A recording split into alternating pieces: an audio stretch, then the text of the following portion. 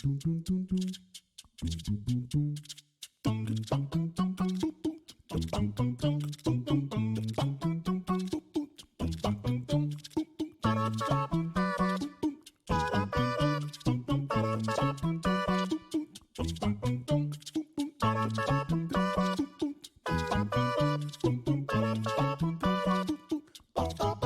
welcome back to Spellstorm Miniatures, a show about miniature war games, including War Machine and Hordes by Privateer Press. Our goal here is to inspire you to play more. My name is Jeremiah. I'm Dan. And this is Chad. And we have a very exciting episode for you today. We are continuing our faction reviews. And so we're doing two at a time.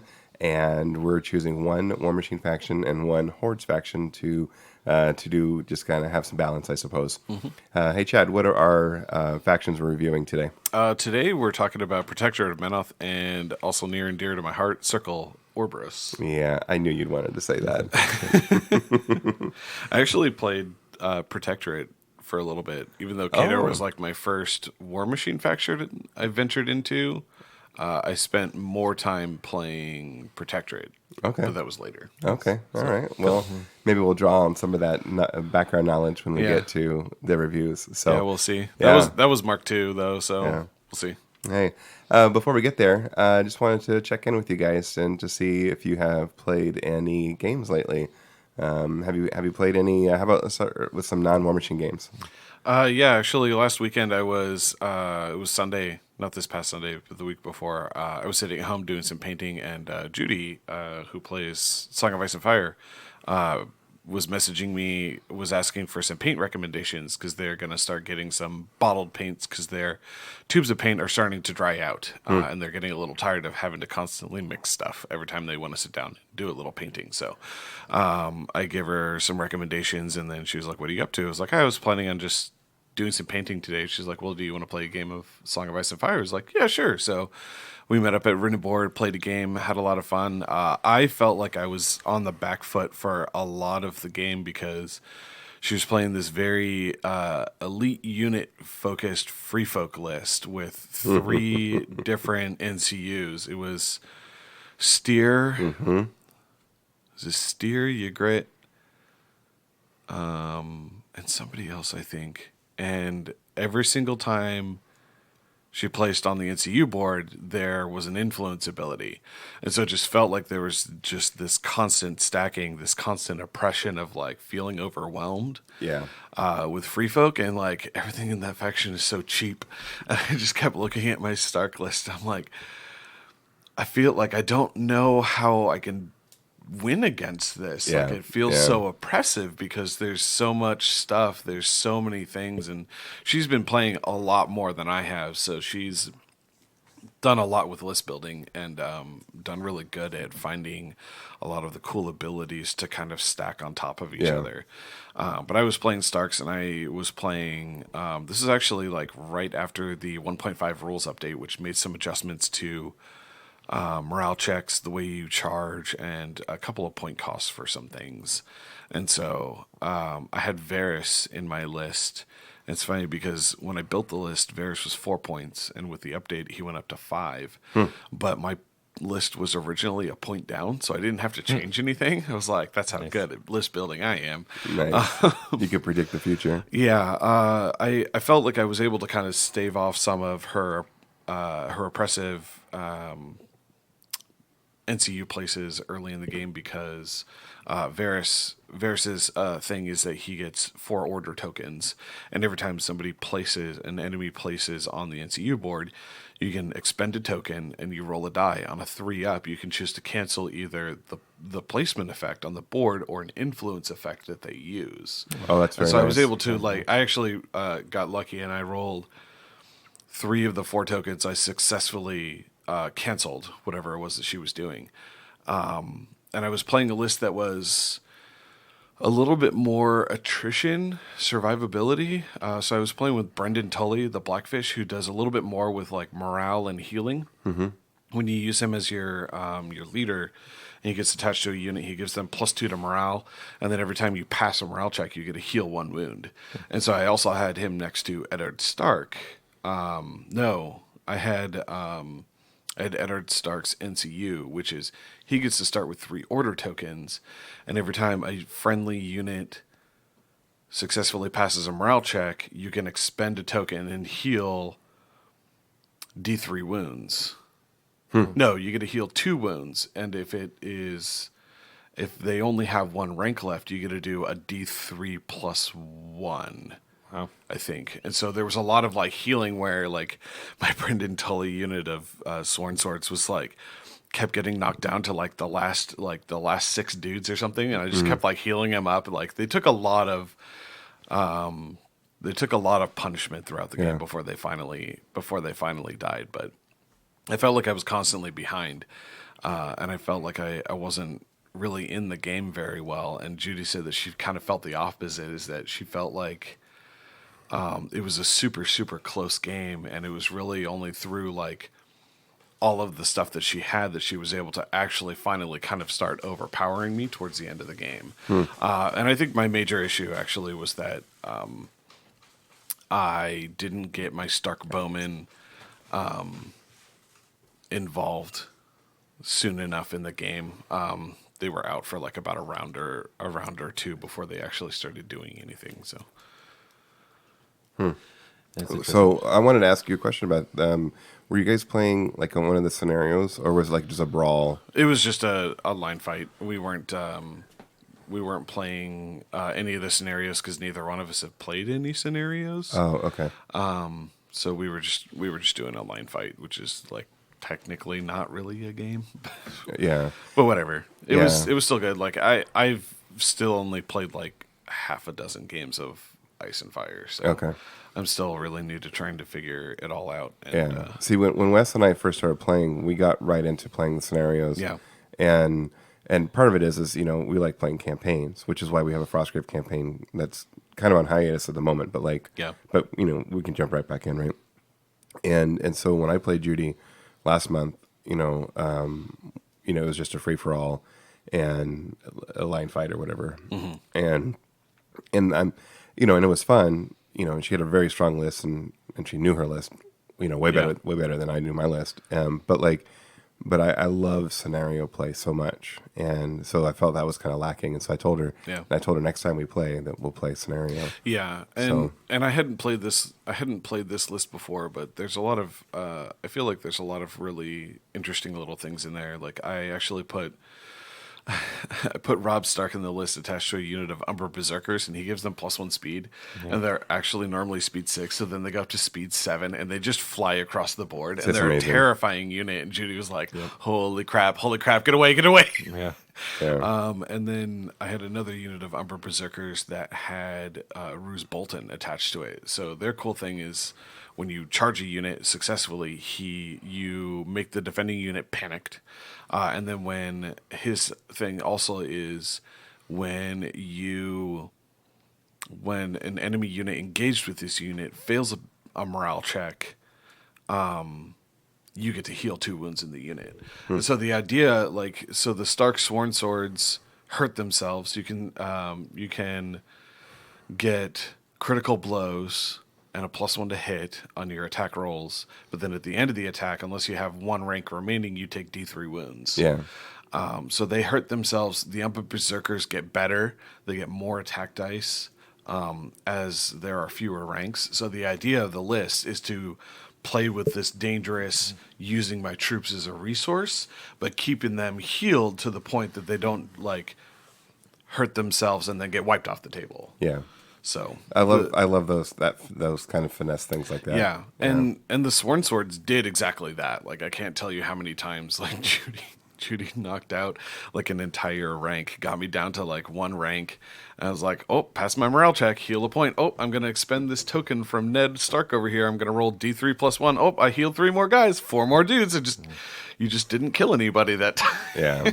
She was like, oh my gosh. It's like an insurmountable mountain to climb. Yeah. Dan, do you play Starks, or what's your... Yeah, so mine was the Starks. Is actually going to say Steer is really bad for Starks because he's like a wolf auto killer. He's so Yeah. he's so That guy good. Like sucks. the D when he influences a unit, whenever that unit makes attacks, they do D3 wounds Yeah. additional to whatever they attack.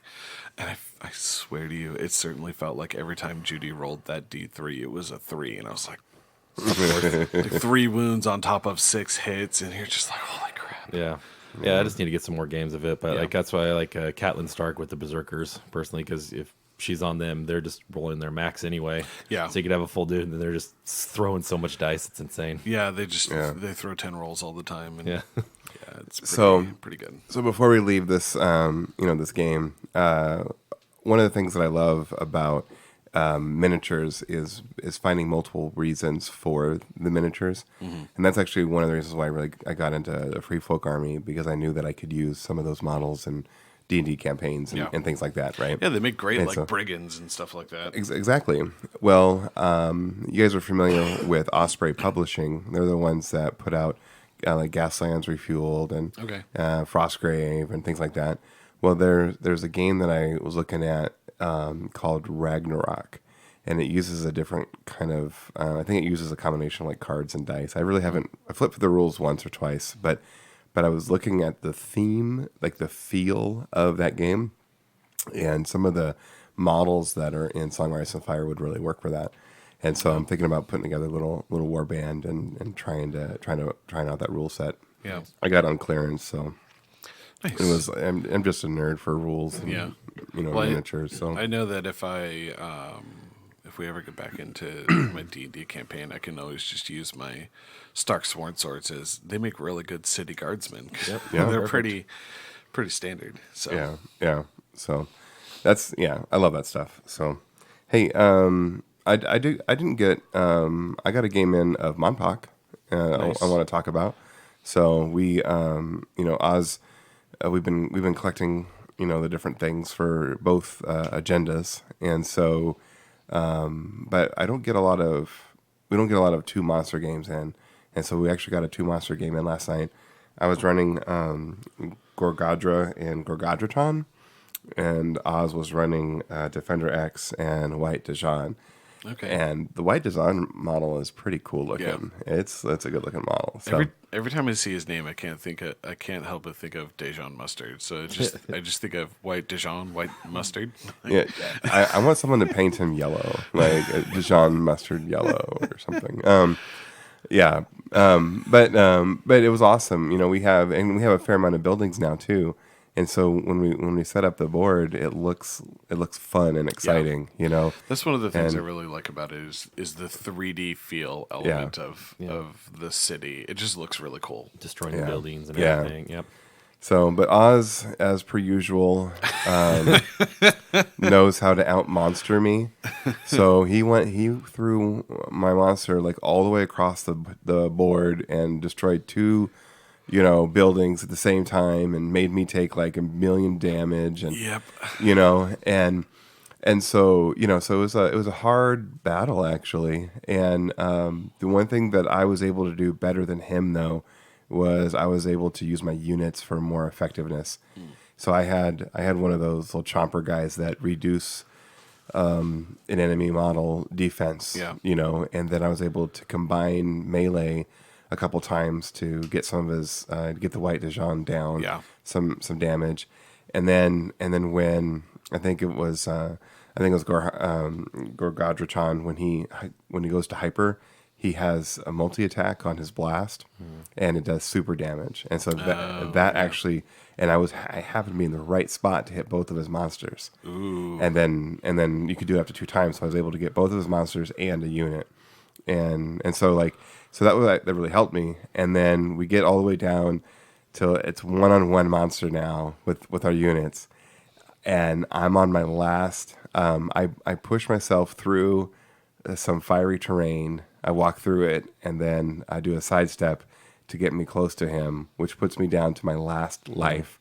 And so this is the roll, and I have to make this to be able to kill his last monster, and I was able to. So Nice. So it was a Sweet well fought. vengeance. It was Well, it was my first time beating him. Yeah. Except for the one demo game where we did a single monster demo game. It's the only time I ever beat Ozzy at Montauk. Was last night. So Nice. Even then, it was by the skin of your monster. yeah, I know it was to the last. They had the last little bit, but it's fun. So we're doing good painting. He's painting a lot of those monsters and the units and stuff. Cool. The Planet Eaters are the ones that are mostly painted right now. But yeah, it's fun. So, hey, how about any War Machine games then? No. No. I did get a War Machine game in actually a couple weeks ago. Jake, aka Bear Tornado, on our Discord. I had made mention the Wednesday before that I hadn't gotten to play against Infernals, and he was like, "Oh, well, we should hang out and play sometime." He's like, "I'm usually free, Sunday, and sometimes Monday." I was like, "Oh, I'm free Sunday and Monday," so. He came over to my apartment and brought some delicious cider with him, and we played a 75-point game. He played Agathon in Dark Legacy theme, and I played Morvana 2 list in Devar's Host that I had been itching to try out, and it was a pretty close game. And there were a few things that I got caught off guard by because I'm rusty. I haven't played very much War Machine in a while, and I hadn't played against Infernals before, but I was like, I was asking all the appropriate questions, but it's like the little things that you forget about, like Agathon's ability to cast a free spell if you kill something inside of his command, and then getting hit with the fact that he has eyeless sight all the time just bugs the crap out of me because Circle relies on their defense so much, and sometimes relying on stealth a lot of times. And he's Essence 9 and he has eyeless sight. He's like, "Oh, you're Def 14 blood tracker. I need a 5. Cool. I hit a 5 with the Darkfire. I take your soul." And he has a Soul Stalker in the list. And when enemy models die within 4 inches of that, it collects souls for its master. And so almost every single turn, he was actually sitting on 11, 12, or 13 essence because of all the extra souls that he got. And I was just like, holy crap, you're firing out spells like crazy. And so it was a close game. We played on scenario. He ended up assassinating Morvana. I was spread a little too far thin with some of my army, but I did get to play a Primal Archon into Infernals, which was cool because it has within its command you cannot summon anything. Mm-hmm. Oh, nice! And it was what's the scenario where there's it's the circular zone in the middle and there's a flag in the middle of that zone. Bunker, no, King of the Hill. Right. Is it? Yeah, King of the Hill. So we were playing King of the Hill. So I put on my second turn, I just ran the Primal Archon into base to base with the flag on my side of the flag. I'm like, all right, come into this zone, come and get me, because I've got counter charge if you try and get close to contest this flag. I'm just gonna charge you and punch you. Nice. And I forgot how much fun Morvana 2 was to play. I managed to 2 or 3 shot his Soul Stalker with Morvana herself. I had 2 Ravagers with a Corpse Token apiece. So in 2 charges and 2, maybe it was just 2 charges and 1 attack. Yeah, killed a Tormentor from almost full to dead, in 3 attacks. Because I'm because I rolled That's pretty impressive, actually. It was dice off 3 or dice off 4, and I re-rolled I think both of the charges into better damage rolls with Morvana's Scales of Fate ability. So I'm I'm gonna cut D3 and re-roll that, and I took I cut for 2, and I re-roll this into I re-roll it into a 14 to dice off 4, 10 points of damage. I just hacked it to pieces in a couple of hits. He's like, "I hate Ravagers so much." But it was a good game. It was definitely nice to sit down and play, and it was a good relaxed game. We hung out in my apartment and just played, and Nice. it was a good game. He's a great opponent. He's a super chill dude, and Yeah. we had a really nice time. So That's cool. I enjoyed it a lot. Thank you very much, Jake, for coming over and bringing some delicious cider that we could enjoy. And See, I like Play a that. nice, relaxed game. Yeah. I like House Machine. I mean, I really do. Yeah, I don't get to do it very often. I just recently finally took my boards back home because they had been at Root and Board for a long time, and now they're back at my apartment. I need to work on getting a mat and then also some terrain so that I can just do it at home. But thankfully, Jacob had all that stuff. So Yeah. Well, I bet you our Spellstorm 10 code still works at Hidden Forest Gaming. yeah, probably. Yeah. So Just saying. yeah, there's just saying. Yeah. Yeah, well, it's the holidays. I'm milked dry from that, Oh yeah. and buying all of Riot Quest at the same time. So Yeah. Yeah. And we're doing individual pieces for now. We're just select ones is what we're doing for that. yeah. So I still haven't got the starter. So Yeah. I'm getting all of it because it's usually staying at the store, so it's available for other people to use if they want to use it, or for me to do demos for people.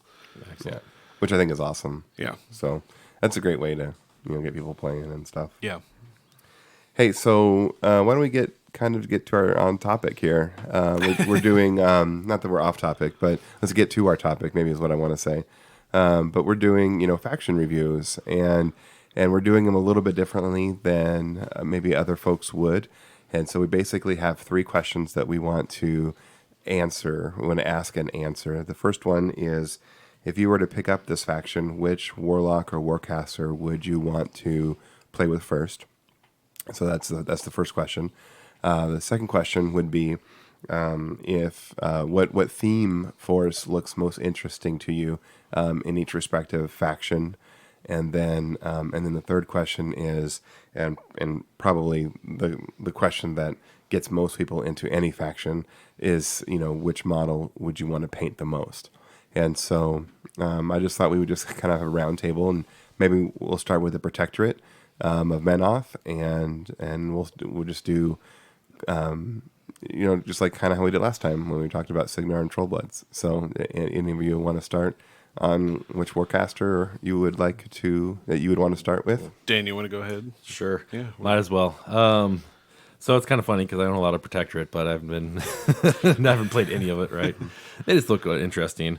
So basically, on the warlock, I kind of went with first. I just kind of looking at them over, and again, it's a little bit overwhelming. There's so many of them, but I was like, you know what? Let's look at the starter and just Malekith, the Burning Truth, right?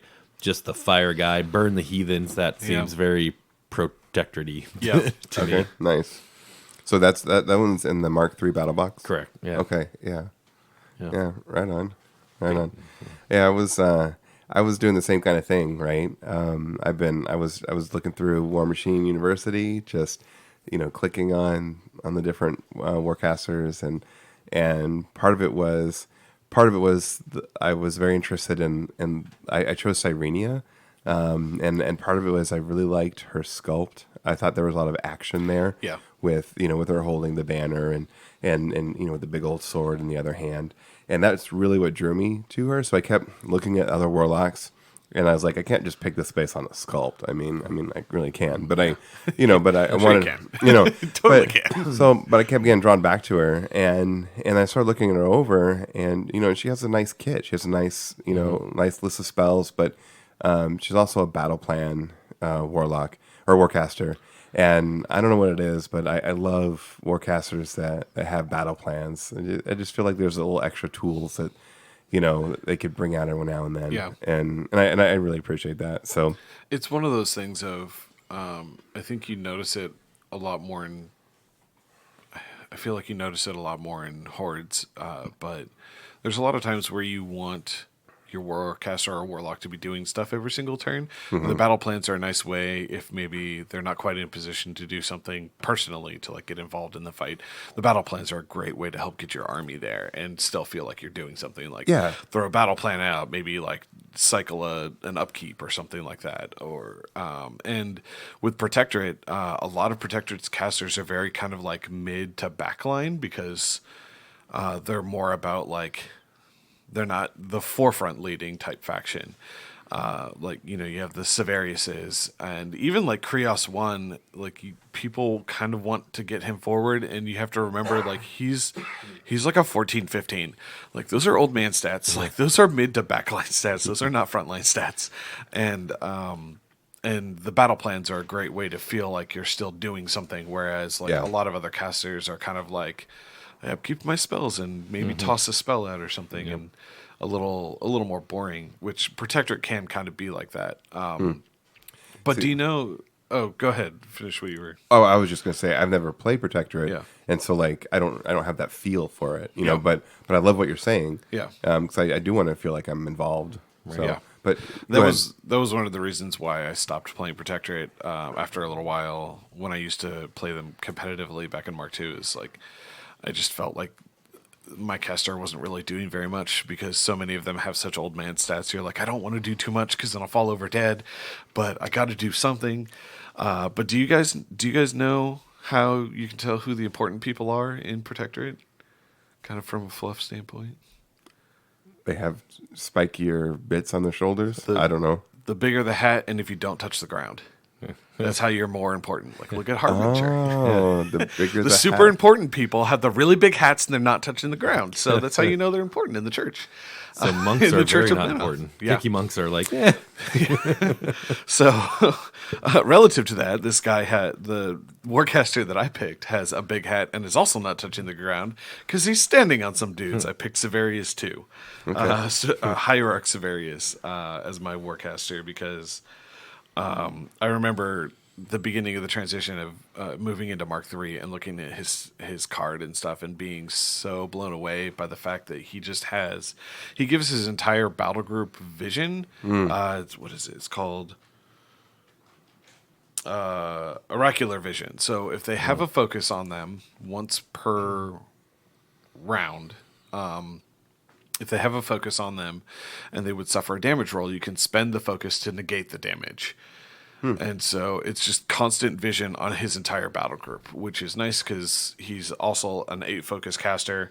So a lot of times you can have maybe an extra one sitting out there with power up. You very frequently will have, you can very easily have an extra focus sitting around if you only like ran to get into position, but you can also like toss an extra focus on them, power them up, run a warjack like into a zone.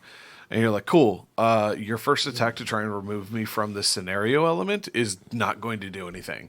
I'm just going to negate that charge attack, or I'm going to negate that last attack that you need to like cripple something or something like that. Like and you can choose, it doesn't have to be the first time, I believe. I think you can choose whenever it is that you want to cancel it. So it's a very, very powerful scenario piece. That's oracular vision. Yeah. Wow. Yeah, that's his ability. How many is that very prevalent? No. It's okay. Vision is only on a couple of models in the whole game. Sevi 1 has it as a spell. I can't remember who else has it in the game. It's not in very many places, but he gives oracular vision to his whole battle group, and then he has it himself. That's pretty cool. He also has arcane powers, so he can upkeep a spell for free. Or wait, hold on. No, I'm sorry. He gets to cast a spell for free. And then his spell list is Arcane Ward, Ashes to Ashes, Awareness, which makes it so that his battle group gets to ignore cloud effects and forests for line of sight, so you get to see everything. That's really helpful. Curator's Wrath, which turns him into a melee beatstick, which is hilarious because he's Mat 4, POW 13. But it effectively gives him auto-boosted melee attack and damage rolls, I believe. No, an additional die on melee attack and damage rolls. And then it also gives him Blessed, so he ignores defense and armor from spells. And then he's got Hex Blast and Rebuke. His feat changed quite a bit between Mark II and Mark III, but it's still pretty solid. You get to just pick a number of models and they just auto take like a POW 14 or something like that inside his control area. So his bond with Blessing of Vengeance is also really good. The first spell that you channel through Blessing of Vengeance gets a +2 to attack and damage. So you just like shoot a magic ability 10 POW 12 Ashes to Ashes out, or a POW 15 Hex Blast is something. That's not too bad. It's pretty good. Yeah. All right, so we have Malachus 1, Cyrenia 1, and Severius 2. Severius 2. Okay. Hey, what theme force looks most interesting to you in Protectorate? So I went with the basic of just Creator's Might. Yeah. Kind of seemed to fit really well with with Malachus and Burning. That's the one that... Yeah, describe Creator's Might again. So, oh man, I'd have to come up with the exact things on it. Basically, I think was more of the Jack theme, right? And then Okay. they changed it around a little bit, but mainly it allowed me to also take Menite Archons and some juniors and other things, so that I could, really make use of Malicus's buffing up fire. So when you combine them with like the Menite Archons and then put some Castigators, maybe Eye of Truth for Bond in there, and then I'd end up doing like Sevi Zero with Blessing of Vengeance because they have some fire abilities in there as well. Okay. Yeah, And then the benefits you get from the theme force is your choir Gets and so- reposition. yeah, Yeah, your there we choir go, yeah. and solos gain reposition. No, I'm sorry, your choir gain solos and choir, and then you also get to start your game with upkeeps in play. Yeah. Yeah, so it just seemed to add in that little extra bit he could use, Yeah. and mainly is the models I was kind of looking at, like It's kind of the Protectorate equivalent of what heavy metal is. Yeah. Or Jaws. Yeah. Yeah. Okay. sense to me. So yeah, that's why I kind of dropped him into that just so I can Do get. you like more the fire pointy craziness. shoulder pads and the angular jacks of? I mean, Work. They kind of have a cool little look to them, I think. I mean, that's Yeah. probably why I picked up some of them because they're kind of neat. And again, if you want dual use models, Protectorate D&D, I mean, pretty much that's also true. right in. Yeah. Yeah. Okay. All right. Yeah, I chose Faithful Masses Okay. mostly because I wanted a theme where I can field kicky monks, and because I like kicky monks, Because this models are super sweet. Yeah. right? But also, I like dude spam, and Faithful Masses is that. It's Which is funny because you play Scorn and Legion.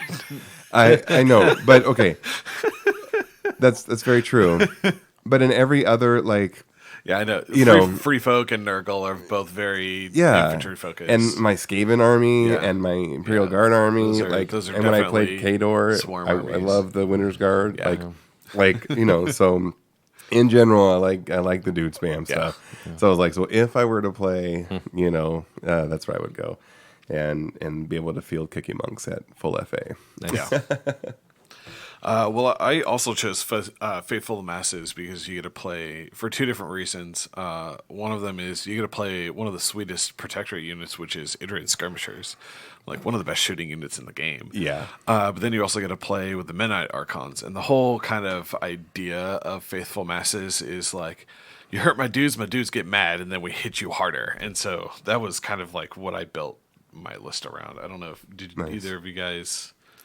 I didn't build a list. I just answered the questions. Yeah. Yeah, I mean, like I said, I built a rough one of just throwing pretty much like a bunch of fire and the pillow-fisted castigators, as people call them. But again, when you're working with like Sevi Zero and Malekith and everything else, you can start getting them up a little bit better. And Especially actually- with choir, you still get that +2 damage. exactly, and I'd help put like get 2 them min there. choirs in there, and so. Yeah, they seem to actually get pretty good. And then Eye of Truth was really expensive, 20-point jack. It's like, ugh. Yeah. But he added some It's a really good jack. well, yeah. I mean, he can channel the spell, spend a focus to ignore a damage, 5-inch bless bubble. Like, I mean, Yeah. Yeah. a lot of utility to it. Well, I did make a Faithful Masses list, and I called it Big Hat. Oh wait. Reminds me of Bayou. Right, the Malifaux. value, yeah. Yeah, the Big Hat by you boys. That's Yeah. a keyword, yeah. It's so good. It's Hierarch Severius, a Hierophant, Blessing of Vengeance, Sanctifier Indictor, the Hand of Silence to collect souls and then pass them out to the Warjacks, so that you can keep the Oracular Vision available. Oh, nice, yeah. 2 Menite Archons, 2 Vassal Mechanics, I think a max unit acquire, and then 2 max units of Skirmishers plus the UA. And there's just it's a lot of dudes, a lot of valuable gunshots. Sevi's got Ashes to Ashes that he can throw out. You can technically throw out 2 a turn if you wanted to, and still upkeep some spells. Actually, you can throw out more than that because he gets to cast a spell for free. Yeah. And then with the theme benefit, your jacks get mad when your dudes die, so it helps make those jacks a little better. And then the Hand of Silence will collect souls of the dudes that die, and then he can give that to the jacks. So like you can activate jacks, and then you can give them the focus afterwards, and then they have a focus for Oracular Vision. And And then the Sanctifier actually also collects souls, so you can put them on opposite sides of the board from each other, the Hand of Silence and the Sanctifier, and collect souls from different units to kind of keep things going. That way Sevi is free to sling a bunch of spells out and stay alive, because I think he's only like a 14-16 or a 14-15 or something, because he's an old man. Yeah. But All right. yeah, and then the Menite Archons get mad when stuff dies near them, and they're powerhouses anyway. So Right. Yeah. Yeah. They're single-handedly crazy. they're pretty good combat. So they're pretty good. So we have Circle is the other one, right? Oh, we got to go. What model would we want to paint? Right? Oh, Yeah, that's right. Yeah. Yeah, jumping the gun. I know you're eager. You're like all circle. Show me the circle. I'm gonna stick a little bit in theme of like I like the big guys are the ones I'd probably want to paint. Like so, like the Revelator or painting off like a Revelator would be interesting. Again, going with the fire theme. Maybe we could kind of have some fun with that and steal some flames out or something like that. You know, be really interesting. Yeah. I'm definitely going actually for the Shrine of the Lawgiver. I almost thought that one too because you could do some fun stuff with that. And I mean, you could do some fun stuff with it for like the army theme, but you can also do like it could be great, terrain piece for other games, and so there's multiple reasons why I would want to get one of those. It's multi-purpose. That's excellent. I didn't think about it. I actually went with a single trooper model. I went with the Shield Maiden of the Order of the Wall. So it's the mini crate Paladin of the Order of the Wall. That's the female female Paladin. I got that model. It's super cool. I'm looking forward to painting that up, and it's a really cool piece. And it's only like it's funny because that model, just like the other Paladin of the Order of the Wall models, are only two pieces. Like it's super easy to put together, but it's a cool piece where she's like got her shield up and she's kind of pushing forward. I love action like that. That's cool. Yeah. I didn't even think to look at the mini crate Right, models. I forgot about them too. Because then she have like some fur on her or something. Yeah, like she's that. got like a big fur cloak Yep. that's like hanging behind her and stuff. Yeah, That's a great pick. All right, Chad, lead the charge. let's get the circle. you guys sound so disappointed. no. Oh, we're excited. We're really happy for Oh, I you. own Circle too, so that's cool. Yeah. I might have to after they do the whole revamp next with the hordes. Yeah, I'm really interested to see what happens. I've got a bunch of theories. I started a Facebook I have extra thread. scorn if we need to start swapping. Yeah. I started a Facebook thread in the Circle group about like what people thought things were going to be for figuring out which way, because Circle is I mean getting into the fluff is about balancing humanity so that like humanity doesn't expand too much and do too much damage to the planet, because if it does, it's going to draw the ire of the Devourer Worm that's in Caen fighting Menoth. And then the Devourer Worm's going to come and say, hey, you guys have been hurting the planet, and just wipe out all of existence. But they don't want the wilderness to take over too much and for civilization to get battered too much, because it'll draw the ire of Menoth. He'll be like, hey, where's all my soul power? And come back to Caen and be like, no, like you guys, like I need to watch over mankind because you guys are clearly like killing each other too much. Like I need my faithful masses to keep me strong to fight the Devourer Worm. So that was a whole thing that I posed about it. But I've played Circle since the beginning. I picked them because giant werewolves, they look super sweet, not knowing that the faction was one of the most difficult factions in the game to learn how to play. And I've journeyed through Mark 1, Mark 2, and now Mark 3 with them, picking them up from time to time. So I think when I first started playing, I was most excited about Kruger 1 because he was really cool. He had a feat where he got to put down 3 3-inch AoEs. He still does. You put down 3 3-inch AoEs that do auto pow-tens. When you place them, they automatically hit. They're boostable. In Mark 1, at the beginning of your turn, you would remove one of the AoEs, and then you got to move the other AoEs like up to 6 inches from their current position, and anything they touched would take the pow-ten. So you just like call down lightning and then just like move it across battle lines. He also had a really... That could be fun. His lightning tendril spell also worked a little differently because it was just +2. So this was back when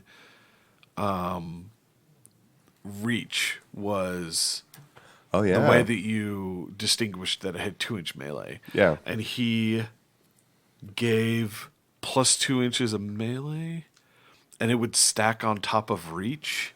So you would have 4-inch melee. Holy cow. So the trick was you would play Gatorman Posse. You would throw lightning tendrils onto them, and then you could position them with facing in such a way that you couldn't engage anything without taking a free strike from something else, because they just had so much melee range that you couldn't get close to them. But I remember like being excited to paint the werewolves. I think my original metal sculpt Pureblood was one of the first models I ever painted. A black clad Wayfarer was one of the first models I ever painted. Flashing forward, I just recently finished painting all of my circle. That pretty much everything. Which, congratulations, by the way. Yeah. Thank you. It's been a long process, a long project, and it was really cool to see it all on the table and see the journey of everything. But for the Warlock that I played, I guess Kruger 1 was the one I was the most excited to play back in Mark 1. Theme forces didn't exist back then. Yeah. I've been recently trying to figure out a way to build a Secret Masters list, and I built a Secret Masters list that I'll talk about a little bit later that has Tanith in it. So Tanith is the one that I picked. She's the Battlebox caster for MK3, and she's got some interesting tools and stuff, and she's like just barely below the line of being like a super good warlock, and I think the only thing hindering her is just the fact that she's a Battlebox caster. So she's supposed to be balanced against the other Battlebox casters and not be extremely overpowered, unlike Denny 1 and the Mark 1 boxes. Like, all of the Mark 1 warcasters were brutal because you had Denny 1 that has her feat of -3 to everything plus crippling grasp. Yeah. You have Sorcerer that freezes everything. Heyo. Striker is the only one that's underwhelming, but he gives +5 armor, but he's got a 5-inch AoE knockdown spell. Right. And then you have Krios 1 that's just like everything's knocked down. That's my feat. You all fall over. But yeah, so I picked Tanith in Secret Masters, and I'll talk about the list I built a little bit later. So Okay. let you guys talk. Yeah. No, it's all good. So I ended up going with Kruger too, Kruger the Stormlord. Just because he's kind of cool, and I've been touched in bad places. Well, specifically Madrak has been touched very badly by Kruger. Yeah. So I guess there's a little bit of that, but also again, kind of back to the Signar roots of just like lightning and Oh yeah. controlling the storm. So I like that. Okay. Well, I was really lame, and I went based on sculpt again, and There's nothing wrong with Yeah. that. There's so there's this long running joke in Mark II about like the better your sculpt was for a circle warlock, the worse your rules were.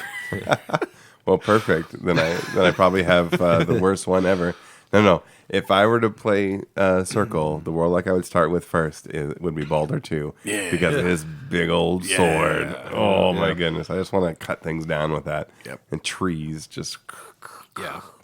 Yeah. He's pretty decent. I actually modded mine so that he has some arrows protruding out of his torso. The whole thing with him is he encounters Lilith in one of the books. I can't remember which one, and he gets shot down Boromir style by Lilith. Like, he gets pincushioned full of arrows, and she leaves him to die, and he's assumed that he's dead.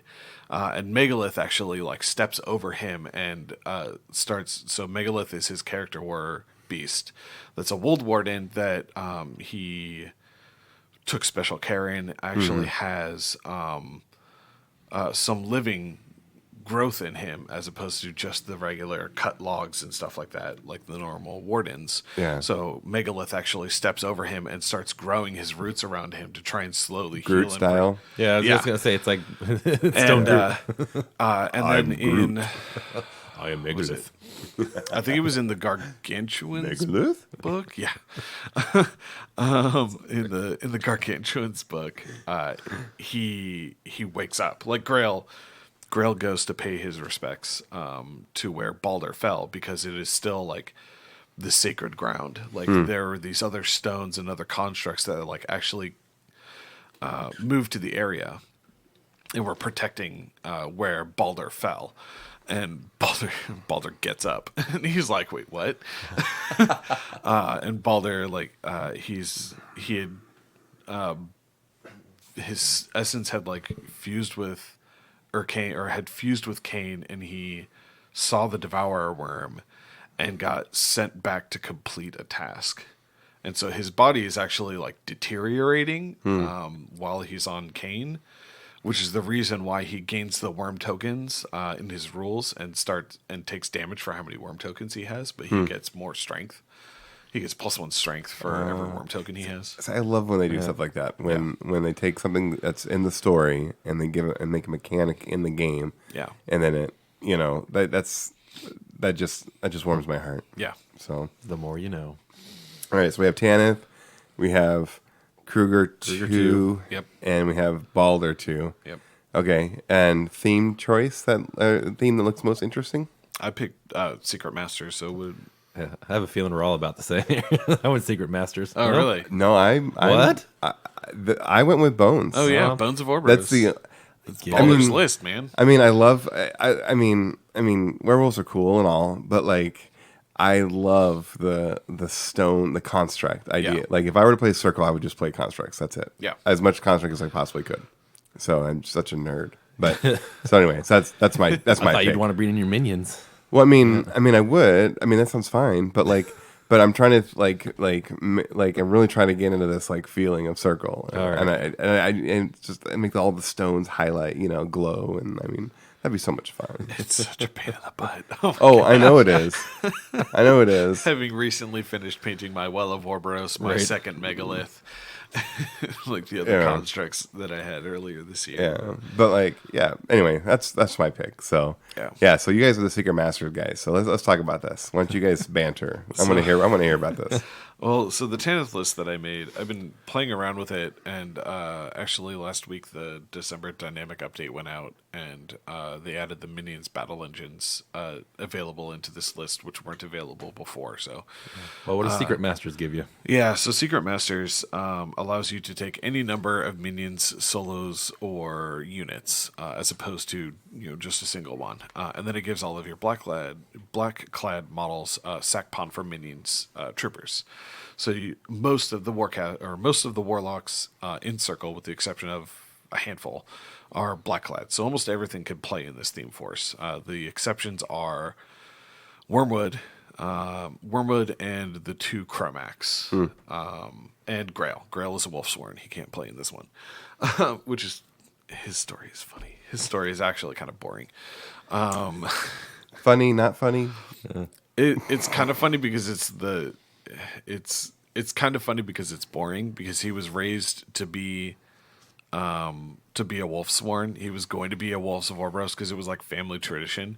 And then like in the middle of training, he goes through the Wilding, which is the way that Circle Druids or Blackclads gain their magical ability. They start communing with animals, realize that they can control elements, and they're like, "Oh no, you're a druid now. You can't. You're kicked out of Wolfsworn school, and you're going to Blackclad school." He's like, "But I don't want to go to druid school. That's dumb."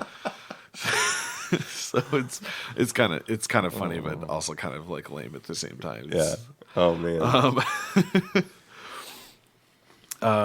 So It's like a teenager. yeah. I don't want to go to school. So the Secret Masters, I built this list after we saw the spoiled rules for Scythe, which is a Riot Quest model that will have minions work for Circle, and her rules are bonkers. So I built this list with her in mind. So it's Tanith the Feral Song, a Druid Wilder, a Gorax, a Pureblood, a Stalker, the Well of Orboros, 3 Gallus Groves, Hutchuck, a Blackclad Wayfarer, the Wolf with No Name, because I love that dude, and he's Partisan Circle, so he becomes friendly faction when he's played in a list.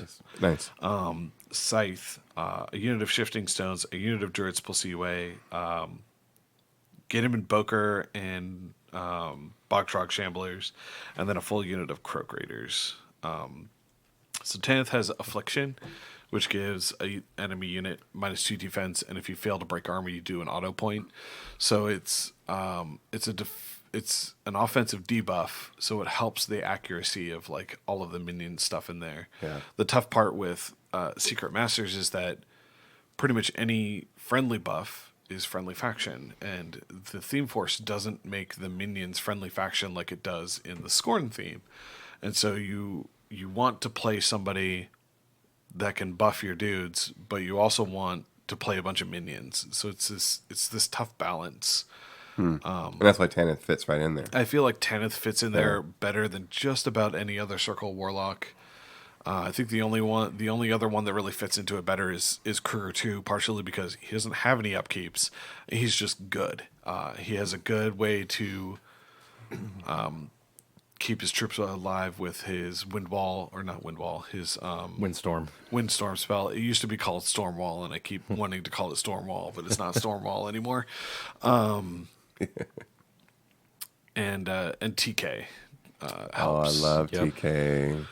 Yeah, which is probably the reason why you picked. Yeah, we'll get into mine. Yeah, so that was there's a lot of complexities going on my list. I could talk for No, did you put in?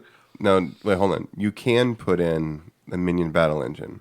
I can. No. Did you put one in your list? I did not. You did not. Okay. There was another list. Like after they announced that change, my immediate instinct was to make a list with Kruger 2 because and a Sacrovault because it has telemetry. Ooh, yes. It's like Magic 9 TKs. Yes, please. Love telemetry. And like Magic 8 Druids of Orboros would be pretty sweet too. So I haven't built that list because when the update went live and the app updated, I went to try and build it, and the battle engines, there was like a minor bug where the battle engines weren't showing up in your list of stuff that you could select for friendlies. Oh, okay. So I couldn't build the list, but I was at work, so I was like, I'll come back to this later. And then I haven't rebuilt the list, but Nice. I don't know how good it's going to be. It's definitely going to be cute and funny, but That's fun, Yeah. though. I mean, Yeah. that's fun, right? yeah. Yeah, try it out. So- Innovate. Yeah, so like I said, Kruger 2 and Secret Masters for me as well. And like you kind of touched upon some of it was, mainly Kruger has like the TK, Gallows, Rebuke, Windstorm, good threat range. Feat just pushes people around, right? Yeah.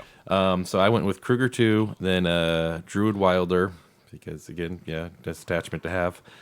Storm Raptor, 2 Wold Wardens, 2 Wold Watchers, 2 Blackclad Stone Shapers, Bogtrog Misspeaker, the 3 free Gallows Groves, Bogtrog Shamblers, because multiple reasons, and then 2 units of Shifting Stones with the Stonekeeper.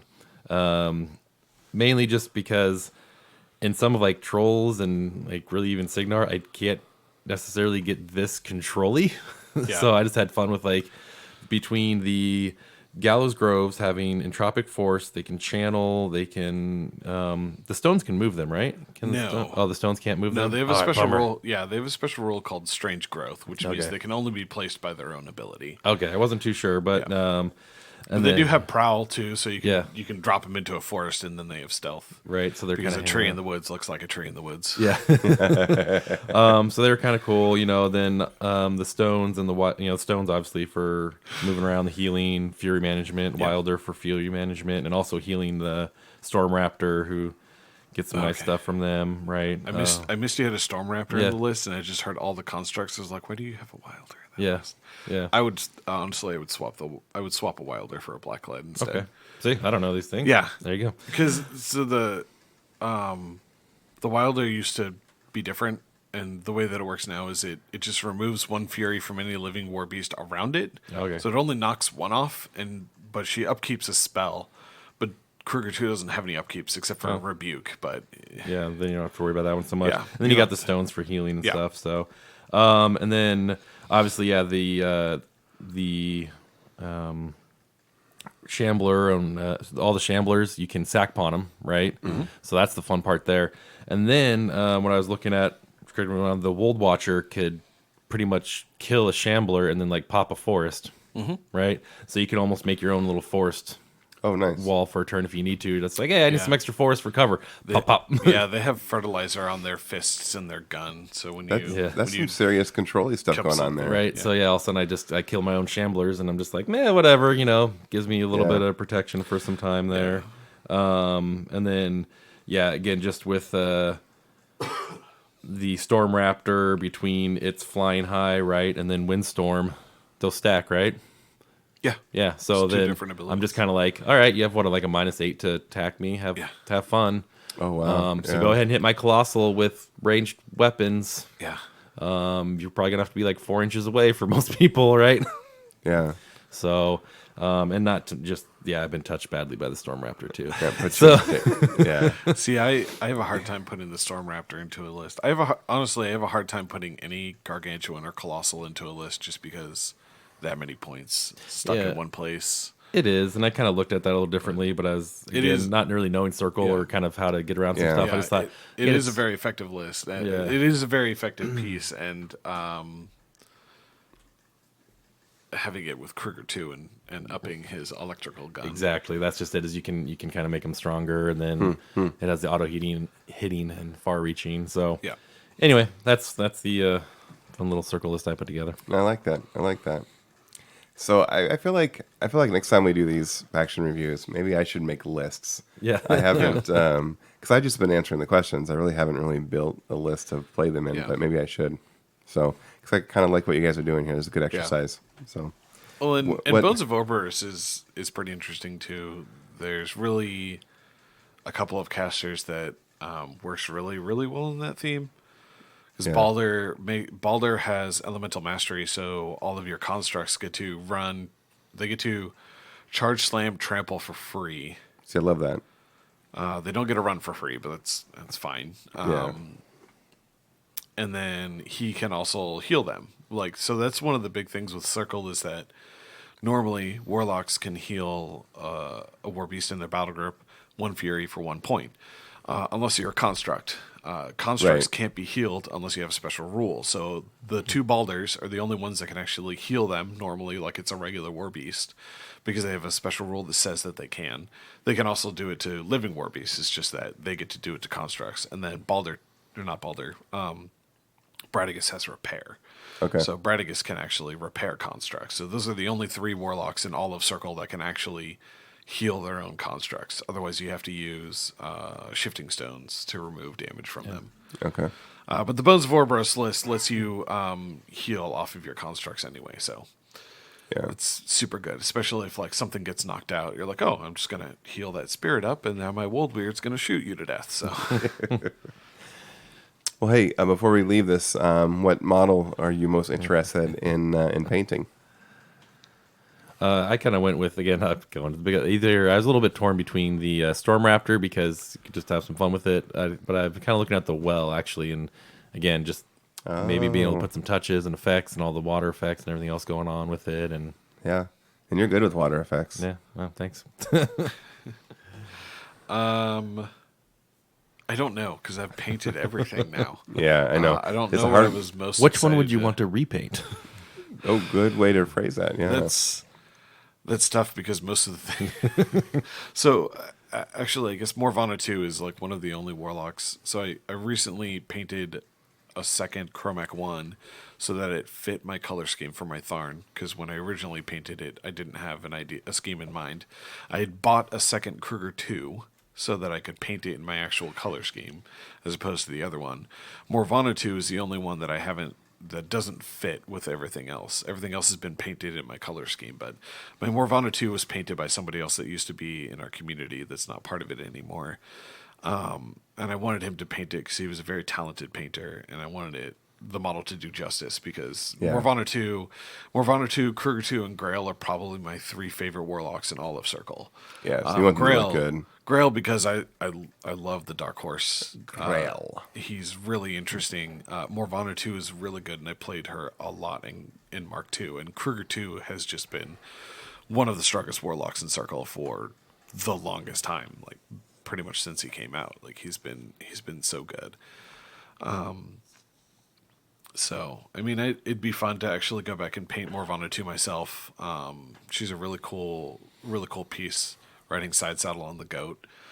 An interesting model, so it'd be fun to do. The Well of Orboros was, for how simple that model is, there's so many little details all over Yeah. that thing. Yeah. Every time you look at it, you're like, oh, there's vines there and leaves there that I didn't notice before. And Yeah, there's a lot going on there. there's a lot going on. Which I'm really glad because I feel like there's not a lot of action. Yeah. So to have all this stuff makes it good. Yeah. Well, Yeah. the other thing too is it got scaled down for production reasons, so it's actually really small compared to some of the other Bahi models that have been released. Yeah. But it was also only $60, so Yeah. it's not that bad compared when most of them are usually like More. 80 Yeah. You didn't want a $170 hooch hauler. Yeah. Dan, you sound kind of bitter about that. Most expensive Bahi, and I still haven't put it together. I thought it was like 130. Oh, was it? No, it was. I don't know. It was up there. I thought it was like 100. It was up there. I thought 8 and Scar 3 were pretty close to the same. Yeah. Yeah. So I could be wrong. Yeah. So I was torn between either the Well or the Storm Raptor, but the Storm Raptor has like always been on my mind for a very long time. Yeah. And so if I were to get one to paint, that's the one I would get to paint. So It's such a beautiful model. The only drawback is its wings are so huge that it's such a wonky model. yeah, it's like how my Archangel is. It's about as bad as an yeah. Archangel. Yeah. So hey, speaking of painting and whatnot, why don't we transition to our hobby desk? And what are you building? What are you painting? Currently, I'm not painting anything because I need to prime stuff. I so need to prime. But it's putting together, like I said, the Night Haunt quick star The easy build. easy build with paint set. Nice. I did a video on that. Hopefully, I'll have that this week. And then Nice. Marvel Crisis Protocol. Again, putting something together on that. I'm still working on my Dr. Octopus. I've been playing around with him a little bit back and forth and really finding a good reuse for old hero clicks. Yeah. I was digging through my box and I found a few more nifty little pieces like Batman standing like a gargoyle, almost like a chimney with like a gargoyle on it on the edge, if you know that one. So I'm thinking I'm going to chop him off. I can reuse that. Like there's Nice. all sorts of good little bits in there. Yeah. But anyways, I'm just in assembly mode pretty much right now until the weather turns a little. Nice. Yeah. I had my birthday recently, and so I got some convergent stuff. So now I need another army, I guess. But so that's on my hobby desk. Pretty excited about that because there's some stuff coming out for that. That looks very interesting to me. Yeah. Yes. And I'm trying to get my Anglo-Saxons assembled. I'm slow progress on that. So it's just a really busy season, and being sick recently just kind of swamped me for all my hobby stuff. But yeah, and there's something else I was working on recently. I just can't remember what it was, and it wasn't a converting. It was more of just a modifying, and I just can't remember what it is. So you have to forgive me. So might have been a Malifaux model. So Like I said, I recently finished painting. At the beginning of the year, I had a hobby goal of being faction complete with Circle and then getting at least one of everything painted. Originally, I wanted to get everything painted, and then I had picked up a couple of odds and ends duplicates that I didn't necessarily need, but I got anyway. I got one of everything done. I posted the pictures on my Facebook and also on my Instagram if people want to take a look at them. I put them all out on my dining room table and took some pictures of the entire army. So that's done. I have a couple odds and ends things to finish up with that, but then I'm starting to get a piled up backlog of Riot Quest stuff. I've got 3 models, plus I got the Grindiverse gear stuff that's getting primed right now, and then I've also got Flugwug and Weird Wendell to get primed, as well as the spawn gates and the treasure chests. So I'm starting to get a little bit of a Riot Quest backlog that I'm going to start working on. And then I'm going to start looking at moving into some other projects and stuff, like nice. working on figuring out what I want to do for my mercenary paint scheme. And then I also want to start, I think next year my painting goal is going to be to try and get all of my Song of Ice and Fire stuff painted, which is not a huge amount of stuff. And I've got my color scheme down.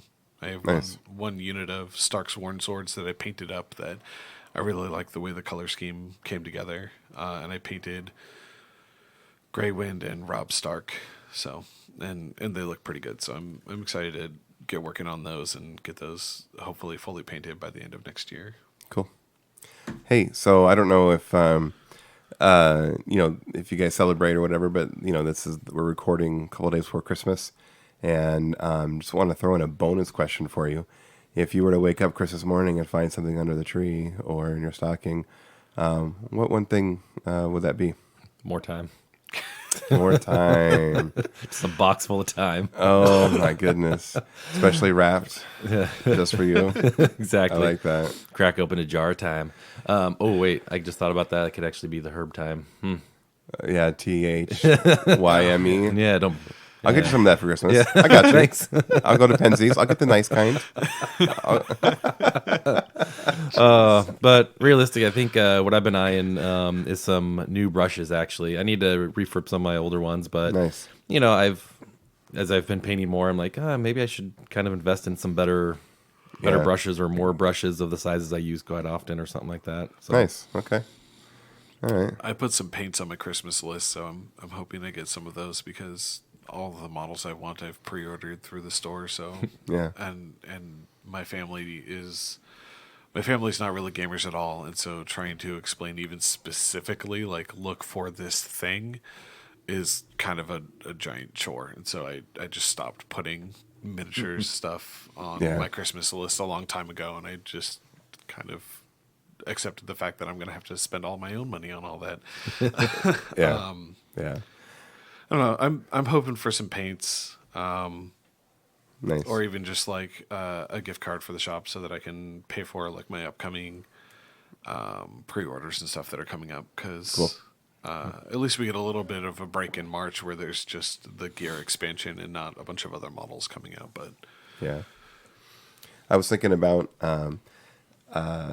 there's I really want a Blightbringer. I don't have one of those, and yeah. and I want to run Primal Terrors and kind of like my own. I just can't do it yet. So that's like the one thing that I'm really missing in Legion. So Yeah. Yeah. but one of these days I'll get one. So Come along. It'll come along. So, hey, we have a couple things coming up in the community that I want to highlight. We have 2 events in January that are out there. One of them that we're kind of pushing ourselves, and one that just kind of happened organically. And so I'll talk about Food Machine, and then Chad, I'll have you talk about the organic one. Okay. So we wanted to put together a charity event, a 3-round tournament for War Machine and Hordes, and it's called Food Machine. And we wanted to do this because we wanted to raise food for students who are part of the Hillsborough School District, which is our area. It's kind of where we're located, and where Roon and Board is located as well. And so Roon and Board is going to host the event. And there's a word that I wanted to introduce to our listeners. A lot of times we describe families who, who are struggling and maybe living out of a car or living out of a hotel or things like that. We call them homeless is usually the word that we use. And I have a friend who treats people with the utmost care and compassion. And she told me one time that it's not very compassionate to describe someone by something that they don't have. And so describe a family or describe a student as homeless because they don't have a home is actually not a very honoring thing to do. And so the word that she uses is she describes them as living outdoors or our outdoors, right? And I really like that because there's any number of reasons why a family might be without a home, and you can't. And so to take away something from them that they are already missing, that's not very honoring. And so what we want to do is we want to help the students who are living outdoors this year. And Hillsborough School District is large; it's one of the largest in the state, and they estimate almost 400 students this year in their school district will be outdoors at some point. And so we have a relationship with some other community partners. And so we're going to take all the food donations and it's going to go directly to the students. And so the event is going to be January 11th. Room and Board's going to host. We're going to registration at 10:30. $5 gets you registered, and then any can of food that you donate, you can use towards your games. And so you can do that in when you make your list. You can buy things out of theme and out of faction and things like that based on the number of cans you donate. You can donate for rerolls. You can donate for boosts. You can donate for, we have 3 pages of menus, in that are wonderfully put together by the staff at Runa Board. Yeah. The post is up online at the COG Collective forums. It's on our Facebook page as well, and us on the Discord. Anywhere you want to find us, it's there. And I think we'll have physical copies in the store too, right? Yeah, I'm sure we'll probably print something out. And so we want to encourage, if you're available on Saturday the 11th, come out to Runa Board, come play. It's all for charity. It's going to be absolutely fun. And everything that you donate will go directly towards students who are outdoors. And if you are unable to come and you want to make a donation, you reach out to me, and I'll be happy to get those donations from you. I know I've already heard from some people in the community who can't make it that day, but would like to donate anyway. And so I want to give that option as well. So January 11th is the day, and tell all your friends. So, yeah, and that's a Saturday. Yeah, okay. So. And then, Chad, tell us about this other event that's kind of happened organically. Yeah.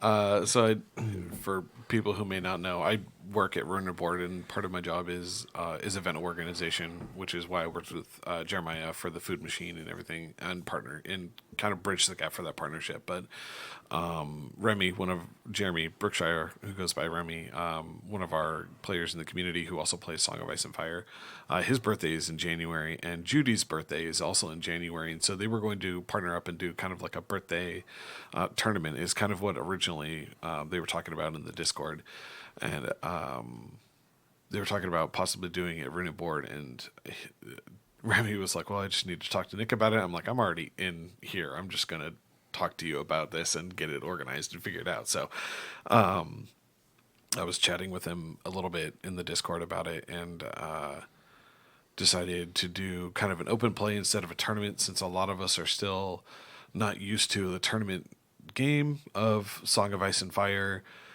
playing with scenarios, but then also like figuring out how to organize an entire tournament. And we want it to be kind of more of a hang out, play games, and celebrate like a joint birthday thing. So January 19th, the weekend after the food machine, we're going to be doing Judy and Remy are going to have a combined birthday at Runa Board, where we're just going to be hanging out, playing some Song of Ice and Fire. That'll be from 11 to 5. We're going to be open a little bit earlier that day because it is also a Magic pre-release weekend. So we'll be open a little earlier anyway, but there will be enough space because Sunday is usually pretty slow for our pre-release events anyway. So we'll have plenty of space over on the expanded side of the store to be able to set up, play some board games and stuff like that. Or play, set up some boards, play some games, is what I meant to say. And I should actually have that day off, so I'm looking forward to coming down and playing a couple of games. Yeah, and it's a casual day, so we can just stop in, right? Yeah.